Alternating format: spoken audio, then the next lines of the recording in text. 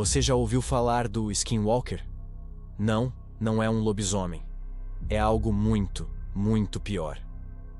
Nas lendas do povo Navajo, um Skinwalker é um xamã corrompido, alguém que trocou a própria alma por um poder terrível, a habilidade de se transformar em qualquer animal que desejar. Imagine estar no deserto, à noite. De repente você ouve uma voz familiar te chamando.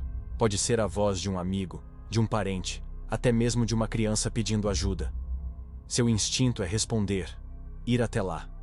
Mas é exatamente isso que ele quer. O Skinwalker usa essa imitação macabra para atrair suas vítimas para a escuridão, para o desconhecido. A lenda é clara e assustadora.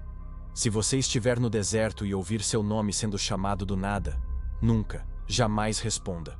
Você não sabe o que está à espreita na escuridão.